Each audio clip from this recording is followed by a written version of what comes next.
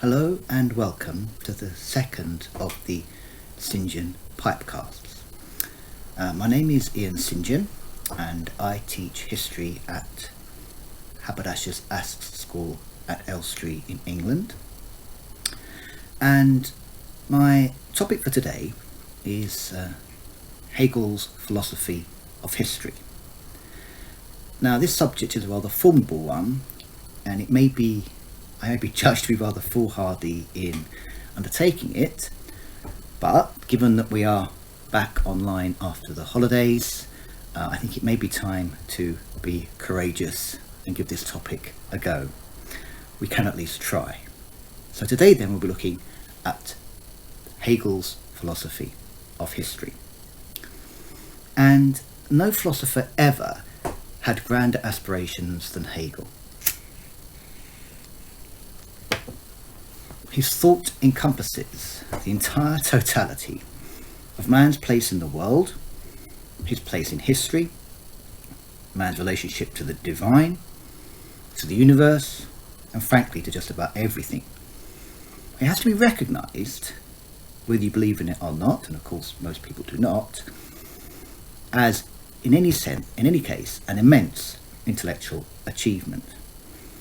Yet it is also very dense and difficult, and can easily swallow up a whole lifetime in its study. Yet even so, some attempt to come to terms with Hegel's ideas is definitely worth the effort. For Hegel is immensely rich in insights, which I find personally continually illuminates the kind of events we encounter every day. Now when I went for my doctoral interview at Oxford, one of the professors there asked me why I'd delayed since doing my BA degree for applying to do a doctorate, and I said, well, I needed some time to get Hegel out of my system. And this comment evoked some laughter, and I thought it was quite a clever one. However, it was not really true, because I never have got Hegel out of my system. He's a thinker I've continually recurred to in my career, and hence the fact again that I'm talking about Hegel here today. Alternatively, one might adopt the position of the great master of Balliol and classical scholar Benjamin Jowett, who, when a student once told him that he had been reading Hegel, Jowett said, well, it's a very fine thing to read Hegel, but having read him, I earnestly recommend that you totally forget him. Well, whatever perspective you take on Hegel, we must at least begin by understanding him, if only then to forget him. And I'll leave that up for you to judge. What I want to talk about today then is a particular aspect of Hegel's work, which is Hegel's philosophy of history. Now this has been to me that part of Hegel's system which has been most approachable, and, being primarily a historian, the part which to me has had a special appeal. But more fundamental than that is that Hegel was above all a historical thinker, someone who saw thought and understanding as evolving in a process through time.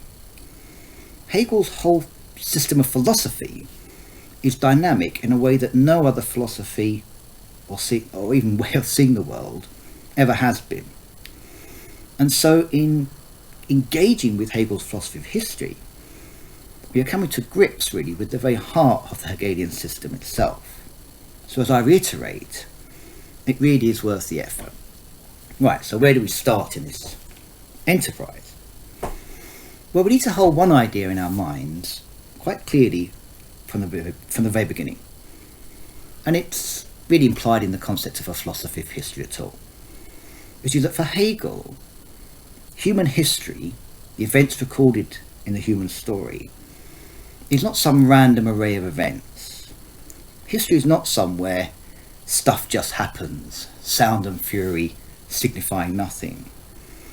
History for Hegel is a process driven by a dynamic, and that dynamic is the process to which human beings come to understand that they are free and rational entities existing within a rational universe. In other words, If we look at history, we see the unfolding of a story. The story of the intellectual awakening of humans to a true understanding of themselves and their place in the world. And this is not a vague generalization. Of course, many people might say that history shows the growth in human understanding. This is not a particularly controversial or unusual thing to say. But Hegel is saying something stronger than this. He's saying first that what it means to be intellectually enlightened is to know that humans are rational and free, and second, that human history from the very beginning was already fixed upon a process and a trajectory that would carry mankind to just such an understanding that humans are free and inhabit a rational universe. Now this outcome, this realization of rationality and freedom, was present from the very beginning of the human story. It's just that human beings didn't know it. It is something they could know only at the end of the process, when they became rational and free in their self-understanding. And now, according to Hegel, and remember Hegel's writing in the early 19th century, human beings are at the end of this process, and so can look back and see that through the last 3,000 or more years, they have been part of a grand narrative that was all about the growth of human freedom and human rationality. This is what we call the teleological aspect of Hegel's thinking. He's saying that the goal or end or telos of history was present from the beginning, and that history evolves in such a way as to bring that end into existence. To give a simple analogy, human history, is rather like this acorn, which contains within itself from the very beginning the inevitable destiny of becoming an oak tree. The whole plot and plan of the development of the acorn into a tree was there from the very beginning, bundled up in the blueprint of the acorn's DNA.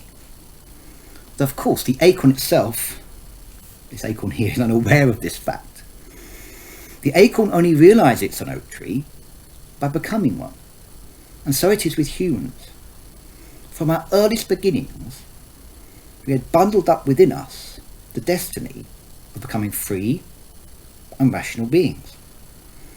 It just took humans several millennia, with many disasters and detours along the way, to realize this destiny of freedom and rationality in the present day. Now this, in an acorn shell, is Hegel's concept of history. Thus, what distinguishes Hegel's philosophy of history is the idea that there is a dynamic factor that drives history onwards to an inevitable end point. So we need clearly to understand what this dynamic factor is, for it really is the engine of all historical change. Now, to put the matter simply, the dynamic factor in Hegel's theory of history is the gap between the concept of spirit and the idea of spirit. Well, you might say, this doesn't really help very much, because what on earth is the concept of spirit and the idea of spirit? It doesn't seem to have got us very far. So we need to begin really with the word spirit, which is the key term in the entire Hegelian universe.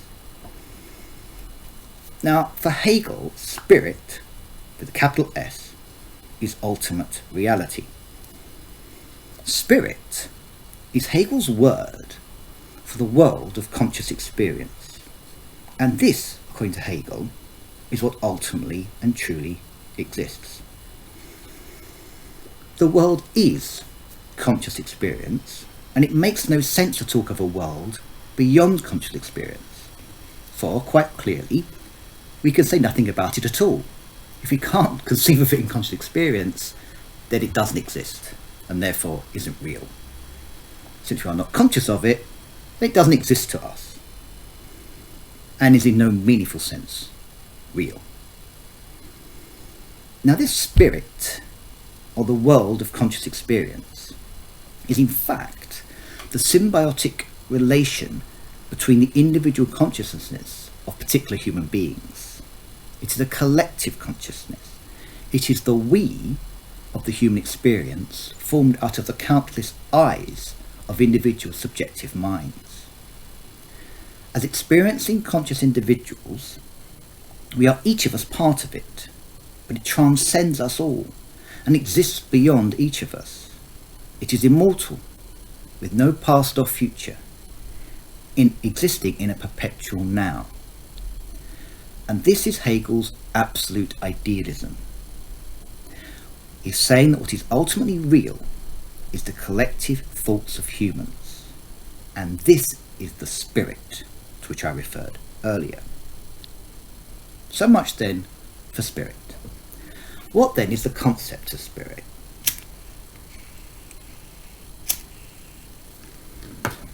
The concept of spirit is the essential idea of spirit as such.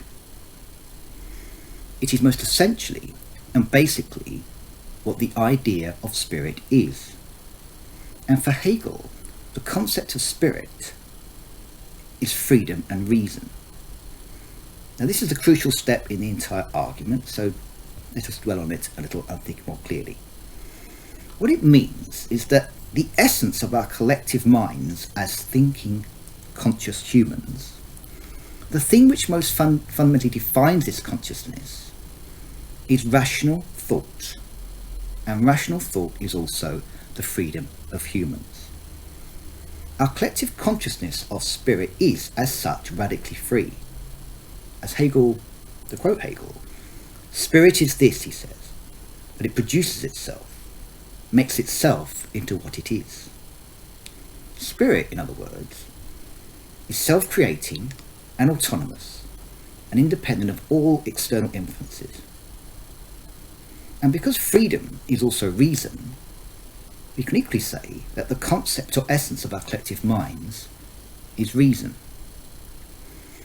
And I think we need at this point to say a little bit more about freedom and reason, because Hegel's use of the term, particularly freedom, is one which is unfamiliar to anyone from a broadly speaking Anglo-Saxon philosophical or political tradition.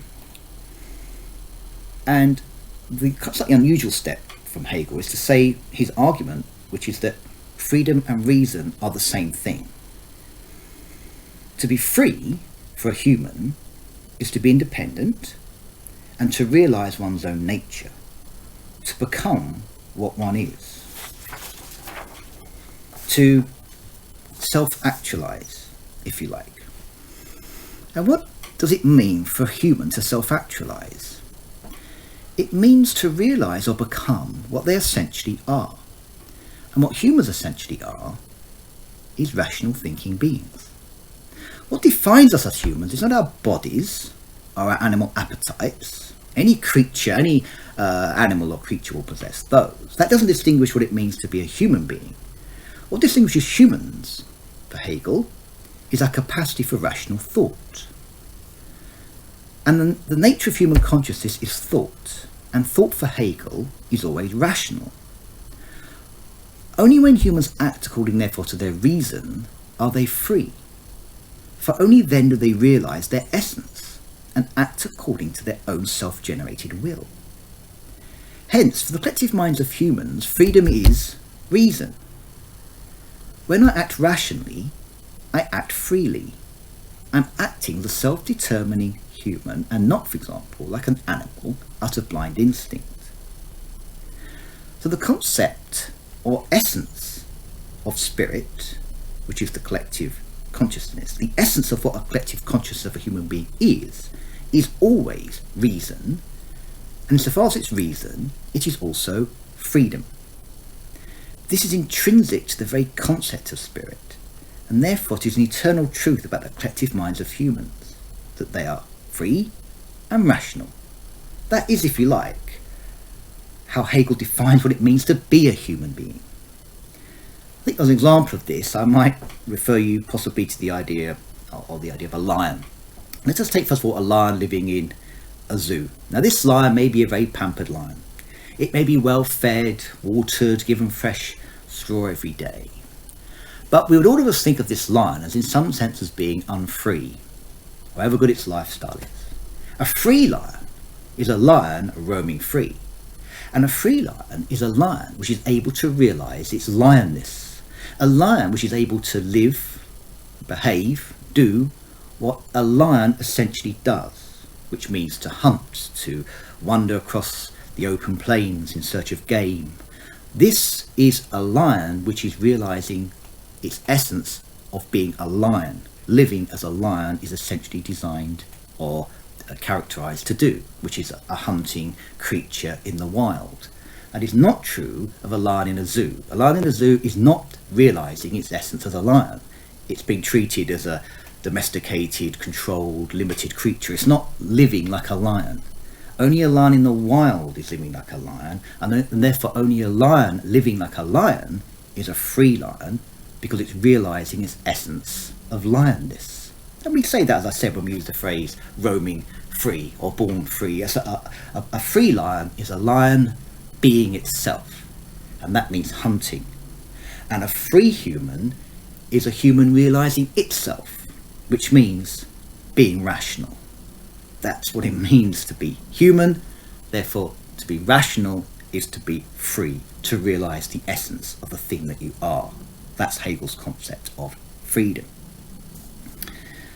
But, and this is a crucial point from our point of view of history, the ideas in people's minds, the ways they actually think about their situation, generally do not recognise this truth about their own essence, which is that of freedom and reason. An idea is a concept as it actually exists in reality. In this case, the reality of existing in actual human minds. So the idea of spirit is the concept of spirit as it actually exists in the minds of existing humans. It is how humans actually perceive their world and themselves. And we therefore arrive at this point. From the beginning of history, humans have not, in their ideas, grasped the essence of their own collective nature. The concept of spirit has not been fully realised in the idea of spirit. When we observe humans in history, we find that they have generally not understood that they are essentially rational and free. They have not been fully self-aware. They have not properly grasped either their own nature or their relationship to the world around them. They've been, to put it bluntly, ignorant. And this, you see, is where history comes in. Because the function of history is to bring the ideas people hold regarding their nature, of what they are and who they are, into line with the truth of the essence of what they are, which is that they are rational and free. History then is the process by which ideas evolve in the minds of people until eventually the idea of spirit corresponds to the concept of spirit. And this idea, which finally corresponds to the concept of spirit, is called by Hegel the absolute idea. At this point, spirit exists both as concept, which it was always true from the beginning, and reality as embodied in the thinking minds of conscious humans. And history has brought this correspondence about. Humans now finally perceive themselves to be what they always essentially were: absolutely free and rational. And as this concurrence occurs, at this point history ends. History has fulfilled its function of bringing the idea into relationship and correspondence to the concept. That is the function of history. Once it's realised, history as such ends. To use our previous example, the history of the acorn is its growth into an oak tree. And once the acorn becomes the tree, it knows what it always implicitly was. The idea of itself as a tree now corresponds to the essence of what it always was, and the history of the acorn ends. It's realised in the oak tree, and its development ceases. Now, perhaps these rather confusing ideas are better expressed in the form of a diagram. As can be seen, I hope, on the left-hand side of the diagram, at the beginning of human history, there is a large gap between the concept of what the human spirit is and the actual ideas humans hold regarding the nature of what and who they are. Humans have some understanding that they are rational and free, but only the barest glimmer. Over time, as human understanding develops, this gap contracts, until eventually, in the 19th century, humans began to fully comprehend their essentially free and rational nature, and the gap between the idea of spirit and the concept of spirit contracts to vanishing point. At this stage, history, as the evolution of the idea of spirit towards the concept of spirit, ends. Let us consider now, in a little more detail, the manner in which human ideas regarding the nature of who they are evolve towards a truer understanding of their condition in the form of the absolute idea, which, as I said, is the concept of spirit.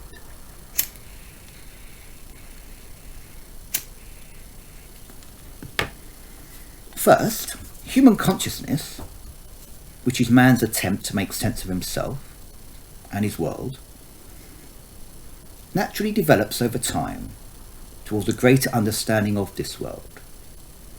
Hegel assumes that humans make intellectual progress over time. Second,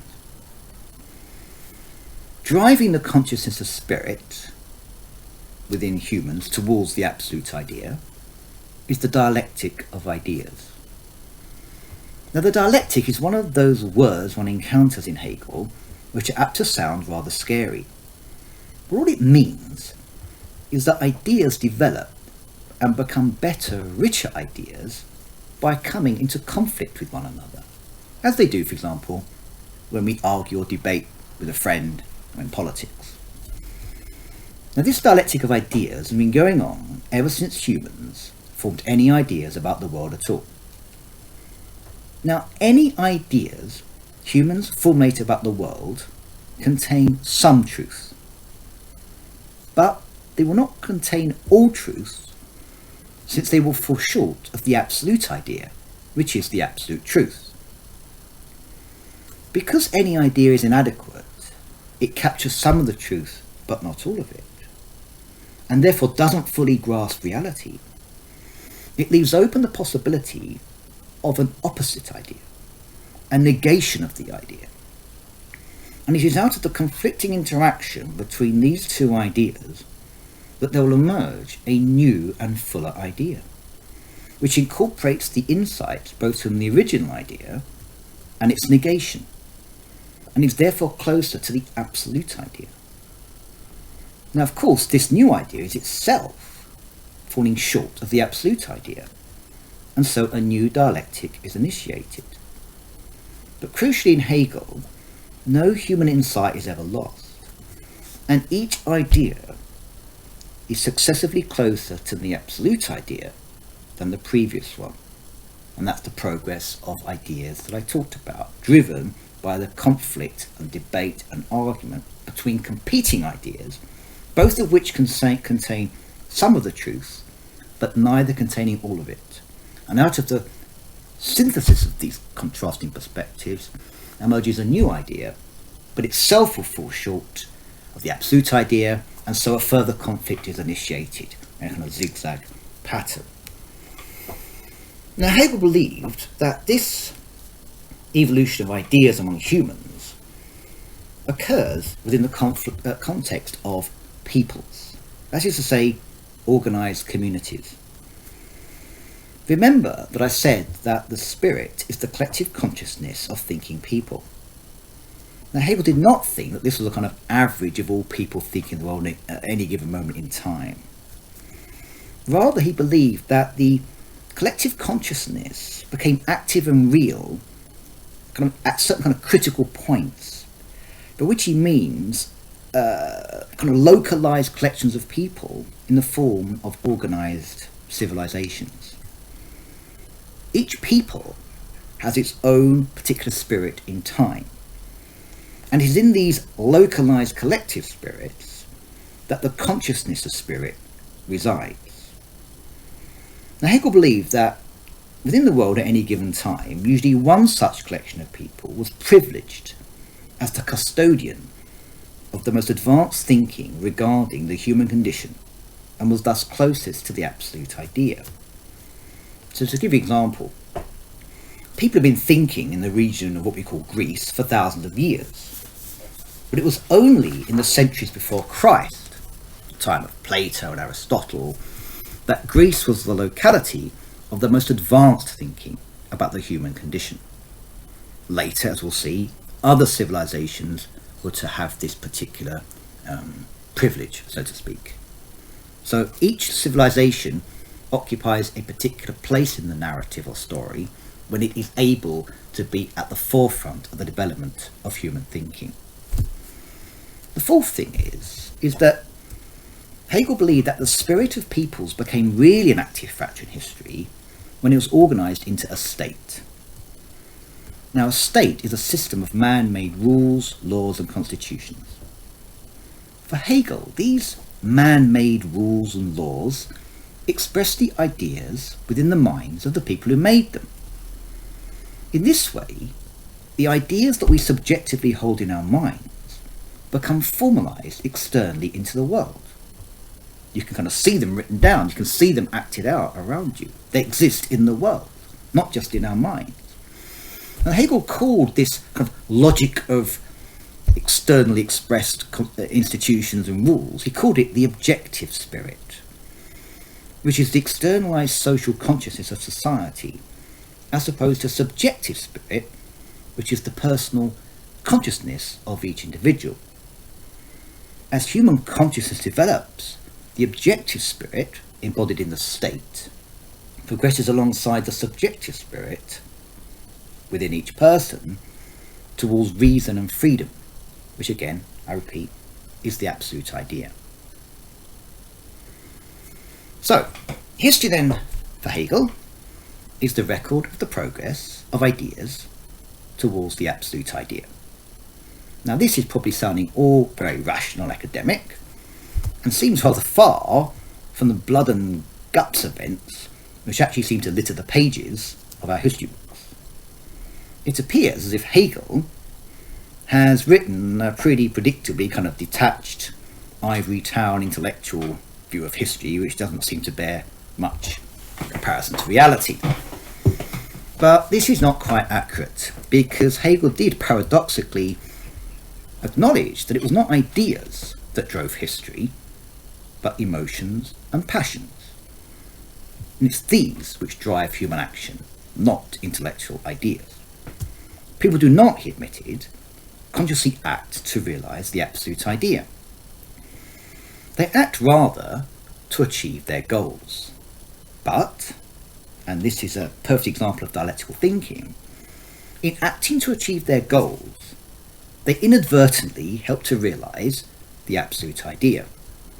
And this is the famous Hegelian concept of the cunning of reason. So why does goal-centred action by humans, driven by the passions and emotions, bring about the development of the absolute idea? Well, I'll give you 3 reasons. First, people act to pursue their interests. People don't act out of blind passion, unless they're crazily drunk or mad with anger. We generally act to achieve interests as we perceive them, and our interests therefore reflect our rationality. And to achieve them, we work rationally to achieve our goals, by acting lawfully, by working within the state's rules, by understanding and working with the laws of nature. So when we posit goals and act to achieve them, we are acting rationally. And insofar as we act rationally, we are progressing the advance of the absolute idea. Second, when we act to achieve our goals, we will generally act in cooperation with others, a team, a company, religious organisation, a government, whatever. And these cooperative endeavours, even if they're driven by an objective which is not purely rational, still we have to act with others into the laws and regulations, and we have to coordinate our behaviour. In so doing then, we're helping to forward the development of what he calls the objective spirit, which, if you remember, was law and regularity and system in the social sphere. So when we act cooperative to achieve a goal, we're also furthering the objective spirit. Lastly, Hegel used another famous concept of his which entered general discussion, which is that of the notion of the world historical individual.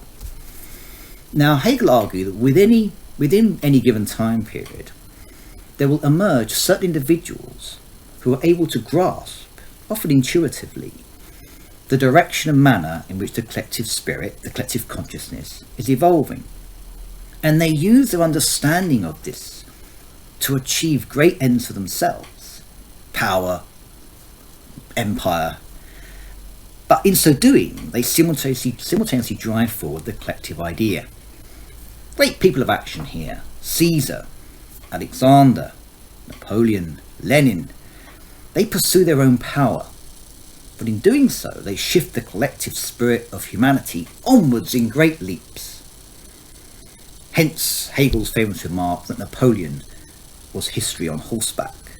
Because, for example, when Napoleon conquered a territory, yes, he may have done it for reasons of personal grandeur or power, but in doing so, he generally implemented what he called the civic code, the French legal system. This civic code was generally more rational, more systematic than the legal frameworks they encountered in the territories they conquered, and therefore Napoleon, in conquering Europe, was spreading the French Napoleonic code, and this code was at a more advanced level of rational governance than what was pre-existing in those regions. So Napoleon was actually facilitating the growth of reason in government in early 19th century Europe. In these ways then, passions drive humans to realise the development of the spirit towards self-consciousness of freedom and reason. Human history then exhibits the gradual development of ideas towards the absolute idea. Now, in his lectures on the philosophy of history, Hegel traces this development through a kind of global narrative, which can be summed up according to one simple formula. He says that from a beginning point in history, where it was understood that one person is free, societies evolve and begin to realise that some people are free, and finally, in the last stage of history, it is understood that all people are free. And that's the essential programme of Hegelian's vision of world history, which is a dramatic simplification, but perhaps also possibly a profound insight. Let's give some details to how Hegel sees this thing unfolding. And Hegel believes that world history begins in the Orient, in the East. And he thinks this is where the human narrative of the development of ideas really begins, in the civilizations of China, of Egypt, of India, Persia. Here, for example, he finds that there are organised states with systematized laws, and to this extent we see therefore that objective spirit is abroad in the world. But these states have one crucial flaw in terms of their realisation of the absolute idea, and this is that they have no idea that there is such a thing as individual human freedom. In states like Egypt or China, according to Hegel here I'm saying, only the despotic ruler was free. He had free will, but everybody else simply followed his diktats. And also, of course, slavery was pretty generally present. And so the Oriental world was far away from understanding that all humans are free and rational. In a way, only possibly the emperor was free and rational and nobody else was. The next great leap forward for Hegel is the Greek world in the years before Christ, because in say, ancient Athens, Hegel believed that we see the emergence of the idea of subjective individual freedom. The power of this idea, its kind of capacity to unleash human creativity and potential, was revealed, he saw, in the defeat of the Oriental Persian Empire of Xerxes by the Greeks, who, though vastly outnumbered in terms of troops, were able to beat the Persian Empire because the Greek soldiers, I guess, were citizens, and these citizens were inspired by the idea of being individual free beings, unlike the kind of, I suppose, subordinate members of the Persian army. And so we see, therefore, kind of history in action here. The free Greeks will beat the unfree Persians, and that embodies the fact that they represent a higher level or degree in development of the absolute idea. So, well done, the Greeks. However, the Greek conception of rationality and freedom was massively held back by two factors. The first is that in ancient Greece, although the idea of freedom had entered their civilization, it was believed that only some people were free. The adult male citizens of Athens, for example, only these people were free. The slaves did the bulk of the actual work. These people were not considered free at all, and so there was no general understanding that humans were free. Secondly, although the Greeks had a great admiration for their city-state, which of course is the objective spirit, and this their allegiance to the city-state was founded on a kind of emotional, unthinking, almost religious affiliation. They didn't question institutions, and they didn't think about them kind of with critical intelligence. Of course, the one Greek who famously did assess institutions of Greece with critical intelligence was Socrates, and for his pains he was put to death by the Athenians. And so the Greeks, therefore, they have a great concept of unity with the city-state, objective spirit, but it's a unity based on emotion and feeling rather than critical intelligence. The third civilization to carry forward the story of the absolute idea, according to Hegel, was the Romans. And the Roman Empire developed, importantly, for the first time, the idea of the individual person as a legal entity. All citizens of Rome were recognized as equal, and this was a step forward in extending the concepts of human freedom. Rome also saw the emergence of the idea of the state as something external which embodied objective spirit, which again is a step forward in human understanding. However, again in ancient Rome, slavery remained ubiquitous, and still therefore only some were free, not all. And secondly, the authority of the state, although impressive, was based mainly on military power rather than a rational acceptance that the state is in fact the embodiment of objective rational spirit. It was far too militaristic, it wasn't yet intellectual again. So again we find the Romans have forwarded the human narrative, but only so far. It's like they're carrying the baton of the absolute idea. They've moved it forward several hundred yards, but now it's time for them to hand it on, and the people they hand it on to, of course, are the Christians. With Christianity, for the first time, there enters the world the idea that all people, as such, are free. They all possess a soul, they are all God's children, all people are equal and free and possessed of the divine spirit. This is an immense leap. For the first time, all humans are brought in to the kind of idea of a kind of collective community of free individuals. It's a massive step forward.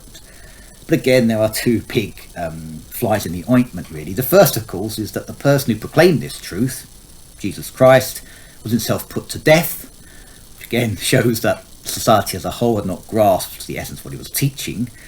And secondly, Christians, although advancing the idea of freedom massively, the Christians themselves, of course, were politically impotent.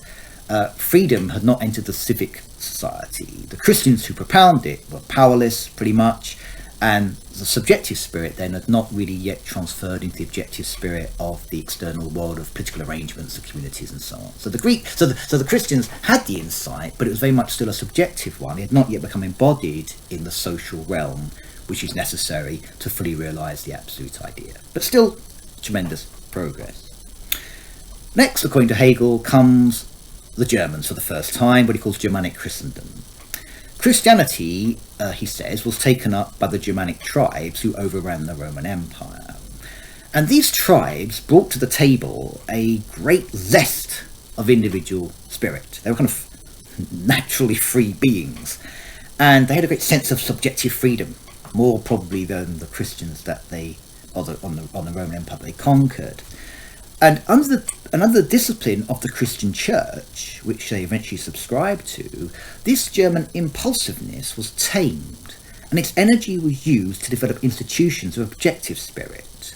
State legal systems developed in Europe, and gradually slavery died out.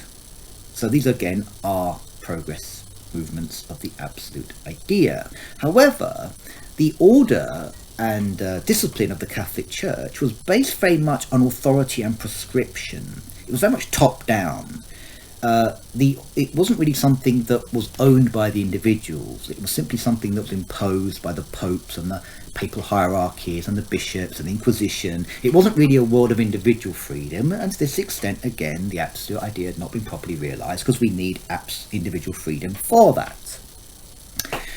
Then comes Martin Luther and the German Reformation of the early 1500s, and this Reformation broke the hold of obedience and authority in religion. Luther proclaimed the importance of individual free will and judgment. Only through one's individual faith in God would one find salvation. The Reformation broke the hold of the Catholic hierarchy and basically gave the destiny of the individual to themselves, their own personal embracing of the word of God and faith in the Lord. So it's very much individual focused. The individual has to will their own future, and these are aspects of individual freedom which are entering the world much more powerfully than hitherto seen. However, this again is not quite yet sufficient for the full perfection of the absolute idea, partly because Hegel says that although individuals began to really exercise individual will in religion and individual judgment, this is not yet properly translated into the civic realm, into politics, into law. These things were still much more based on custom than they were on individual judgment of free people. So once again, progress, but not completely to fruition. Then it's 1789 and the French Revolution. And now this, obviously, you can see from our discussion, the French Revolution was, again, an incredible leap forward in a human's attempt to understand themselves as essentially rational and free beings. It really was an attempt to found the state of France again on the principle of reason alone.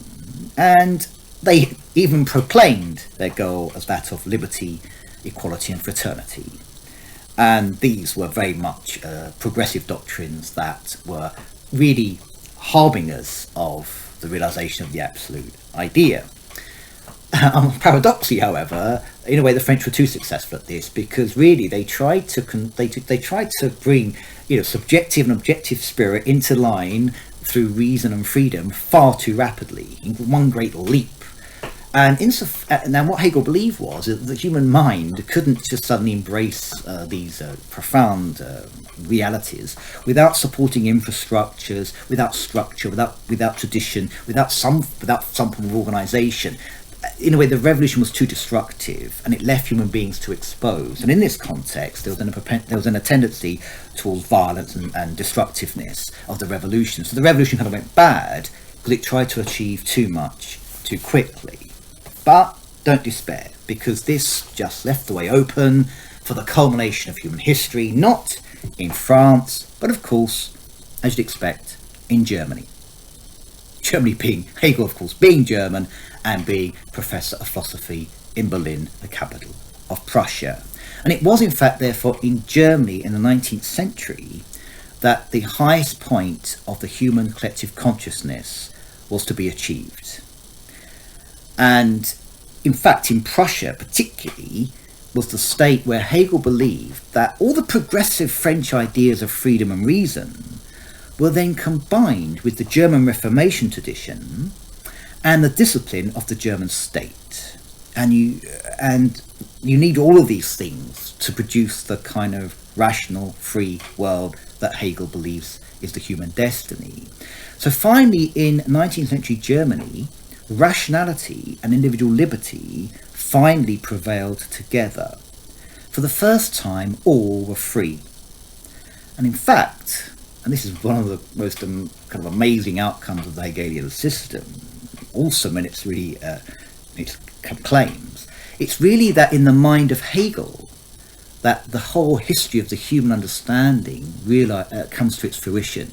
Because if you remember, we said that the growth of the human mind was a coming to terms and a grasping of this essence of what it meant to be human, which is that humans are rational and free. At the moment this breakthrough thought occurs, the human story comes to an end. It's like the moment where the acorn truly puts forward its first spring leaves and becomes a tree. And this moment, when humans finally grasp the nature of what and who they are and the whole history of their existence on this earth, it occurs at the moment that Hegel perceives this. Hegel, writing in the early 19th century, is in fact, in a way, the culmination of all human history. And as soon as Hegel grasps this fact, really, history ends. History ends, so to speak, with Hegel at his desk in 1806 in Jena. That is the end of human history. And what more awesome claim could any intellectual ever boast than to say that he brought history of the world to its kind of triumphant end? Well, okay, as we said then, history ends when the distance between the concept of spirit and the idea of spirit closes to vanishing point, i.e. when human consciousness arrives at the absolute idea and comprehends that all humans are free and rational and exist within a free and rational universe. At this point, the concept of spirit is actualized in reality as the absolute idea. So that concept, which was there from the beginning, but was not there in the minds of humans from the beginning, is now finally present to the conscious thinking mind of human beings. Human beings have grasped, at last, the essence of what they were from the very beginning of their existence. Secondly, the individual consciousness, what we call subjective freedom, knows that it exists in a free and rational state, which is the objective spirit, the way in which human rationality is expressed in human institutions outside of our own minds. To follow the laws of the state is to be free and rational, since the laws of the state are themselves objectified reason. Hence, the individual is at one with society. The individual sees that society is just the extension of themselves. They are of the same substance, reason, which again is quite a remarkable proposition and very alien again to the Anglo-Saxon perspective, which always sees the state as in some way inhibiting, oppressing, blocking individual freedom. No, Hegel says, the state is in fact as much an expression of reason as we are. And when we conform and behave according to the laws of the state, we are acting in fact rationally, because state laws are rational laws, and when we act rationally, we're acting as human beings, as ourselves. So there's no dichotomy between the individual and the state. They actually merge once the state is fully rational, which he claims is happening in Prussia, for example, in the 19th century.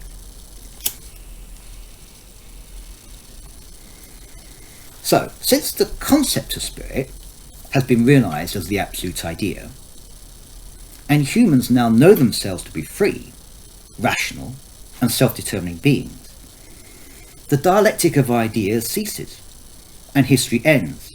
There are no more ideas to be had, because the absolute idea, which is the absolute grasp of the essence of things, has been achieved. There's no contradiction to that. There's no negation of the absolute idea, because there's nothing else to say. Everything that is true has been grasped. Nothing else meaningfully can be posited as its negation. And so Hegel concludes, the history of the world travels from east to west. For Europe is absolutely the end of history, Asia the beginning. And as history ends, so, I'm afraid, does this outline of Hegel's philosophy of history. And this is fitting, for it's only the end of history that the process of history can be understood. Only now can we look back through the dim and distant past and see that there was all along a narrative driving the evolution of the human experience, and the evolution of that human experience was driven by the feeding forward of the human mind, often driven by passion and emotion, but always moving forward to an ever deeper and greater grasp of the essence of our condition, which is that we are free and rational beings in a free and rational universe. As we said, only the oak tree could understand the acorn. Only we, now, creatures of a world of rationality and freedom, can understand that humans are indeed rational and free. And I would like to conclude my talk today with a passage by Hegel reflecting on this fact, a passage which I have always found personally, however peculiar you might find this, rather hauntingly beautiful. So I quote and finish with these words of Hegel. Only one further word more concerning the desire to teach the world what it ought to be. For such a purpose, philosophy at least always comes too late. Philosophy, as the thought of the world, does not appear until reality has completed its formative process and made itself ready. History thus corroborates the teaching of the conception that only in the maturity of reality does the ideal appear as counterpart to the real, apprehends the real world in its substance, and shapes it into an intellectual kingdom. When philosophy paints its grey in grey, one form of life has become old, and by means of grey it cannot be rejuvenated, but only known. The owl of Minerva takes its flight only when the shades of night are gathering. As the shades of night gather here in England this evening, I bid you farewell.